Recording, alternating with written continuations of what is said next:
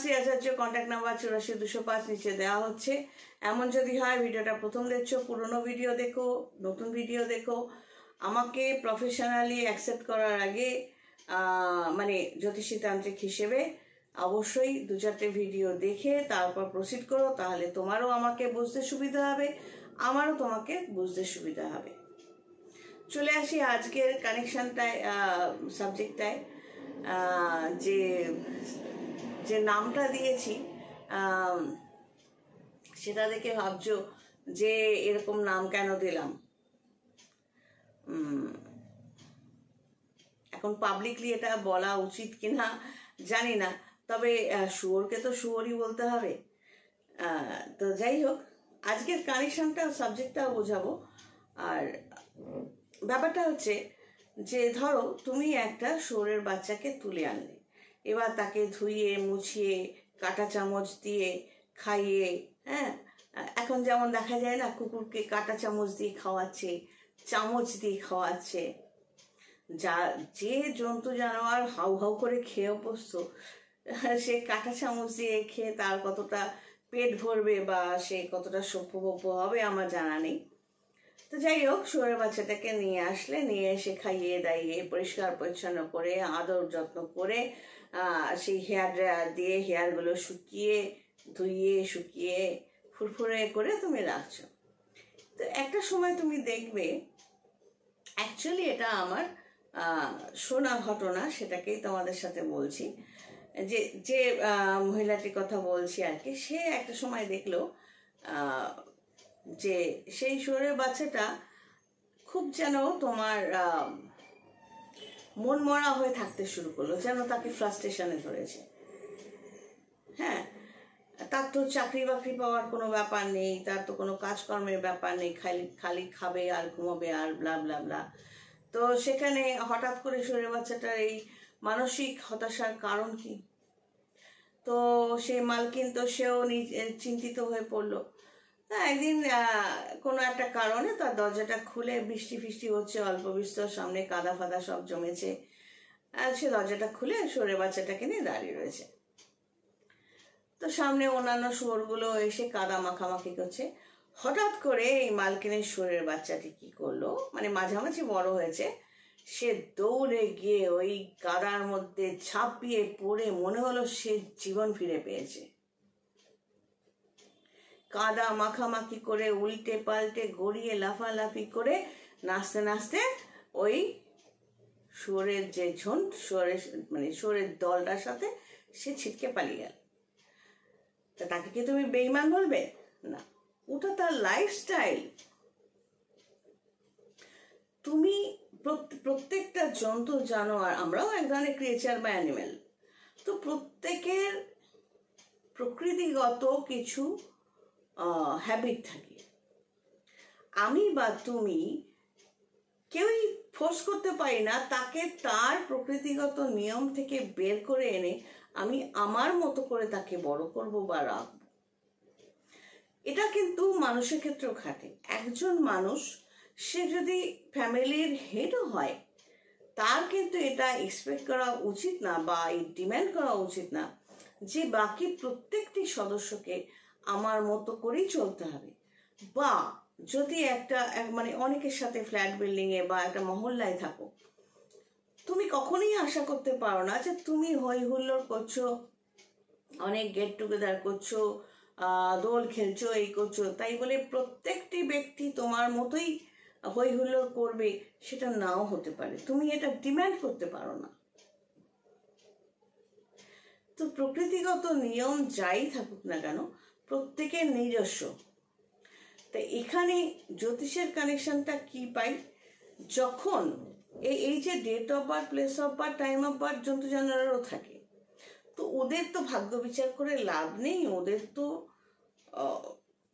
মানে খুব র ভাষায় বলতে গেলে খাওয়া হাগা মোতা আর সেক্স, এছাড়া তো ওদের লাইফ নেই। তাই ওদের ভাগ্য বা দুর্ভাগ্য বা সৌভাগ্য ওখানেই লিমিটেড। একটা বাঘ বা একটা সিংহ, তার জীবন সুখ শান্তি কিসে?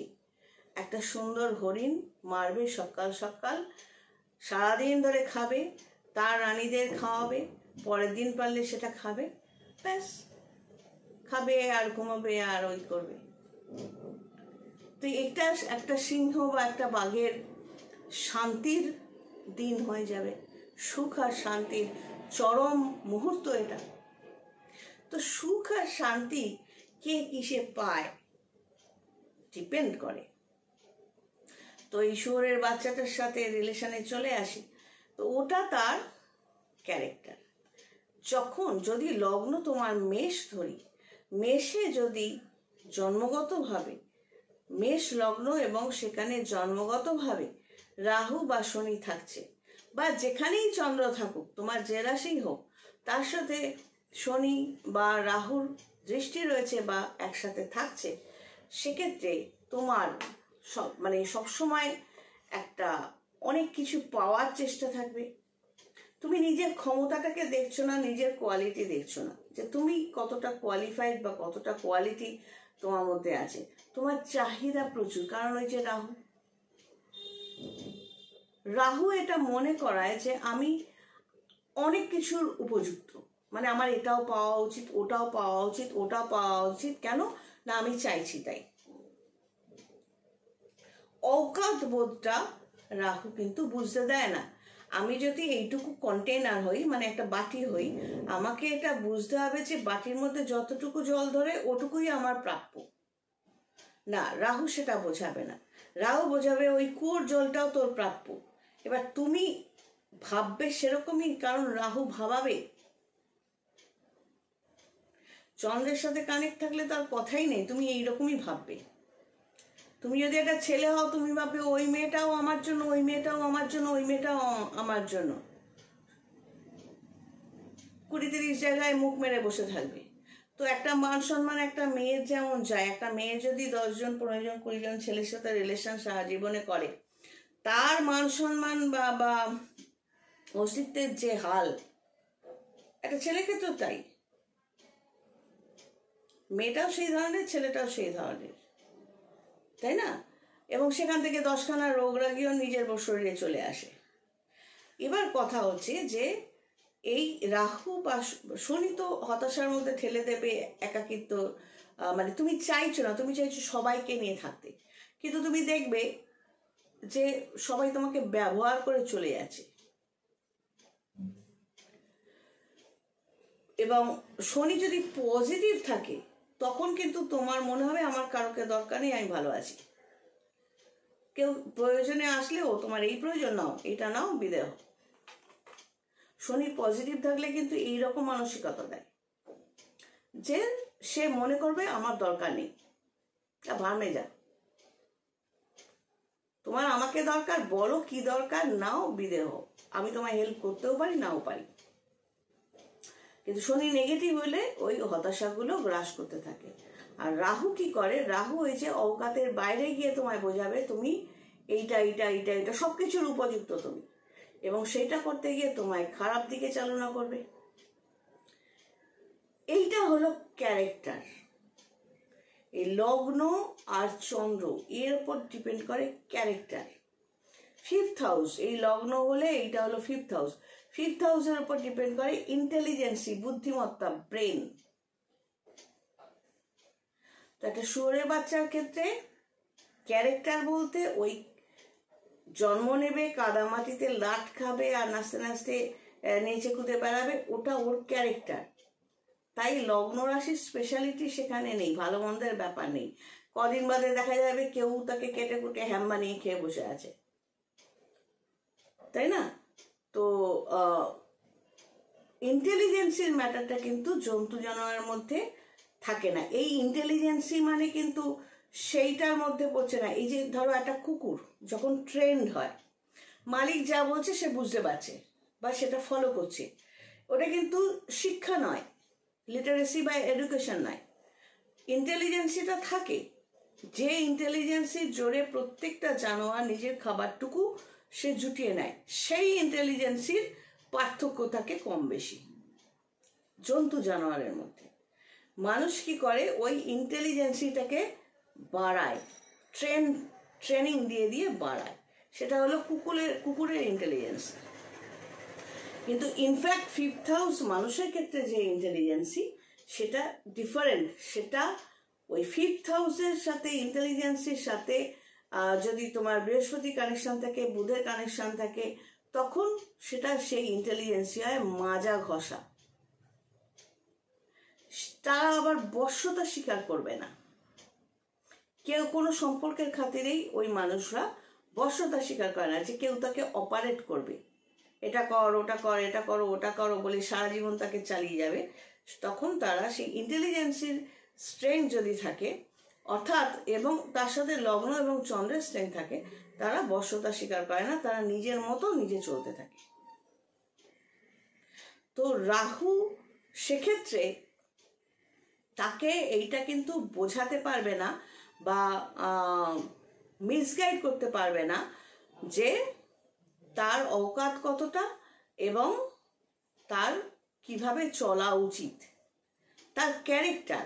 ওই যে শুয়োরের বাচ্চাটা, ওটা তার ক্যারেক্টার, লগ্ন চন্দ্র হিসেবে ওটা তার ক্যারেক্টার, ওর ওপরই ডিপেন্ড করে। একটা মানুষও অমানুষের মতো বিহেভ করে বিভিন্ন জায়গায়, যদি এই লগ্ন এবং চন্দ্রের নেগেটিভ পজিশন থাকে, নেগেটিভ প্ল্যানেটের দৃষ্টি থাকে, তখন বোঝা যায় না তার কার্যকলাপ দেখে যে সে মানুষ না অমানুষ। বা মানে জন্তু জানোয়ার বললে জন্তু জানোয়ারকে অপমান করা হয়, কিন্তু তার ব্যবহার, বিভিন্ন যে ঘৃণ্য কাজকর্ম আজকাল শুনতে পারা যায়, তো সেই ঘৃণ্য ক্যারেক্টারগুলো তার মধ্যে থাকে, ওগুলো স্পেশালি রাহুর ক্যারেক্টারই হয়। কেতুর ক্যারেক্টারটাও খারাপই থাকে, কিন্তু কেতুর একটু প্লাস পয়েন্টও আছে, তাই কেতুকে পুরোপুরি এর মধ্যে ঢোকালাম না।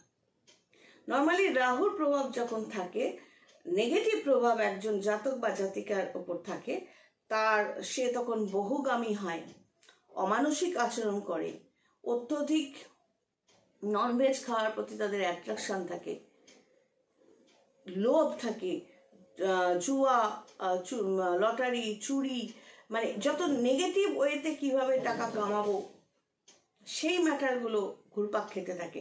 তুমি দেখো না, আজকাল অনলাইনে যেটা অর্ডার করছো, সবসময় অনলাইনে যা অর্ডার করছো সেটাই কি পাচ্ছ? অনেক সময় আমিও এরকম হয়েছে, আমি যেটা অর্ডার করেছি সেটা পাইনি, চালাকি করে 2 নম্বরের জিনিস পাঠিয়েছে বা অন্য কিছু পাঠিয়েছে। অর্থাৎ যারা অনলাইন সার্ভিসটা চালু করেছিল তাদের সাথে সাথে এই 2 নম্বরই লোকগুলো সেই জায়গাটাকে নষ্ট করার জন্য উঠে পড়ে লেগেছে। তাতে হবে কি, একটা সময় অনলাইন সার্ভিসটা উঠে যাবে, বহু ছেলে মেয়ের পেটে লাথি পড়বে। চলো এটা নিয়ে পরের ভিডিওটা একটু খোলসা করে বলি।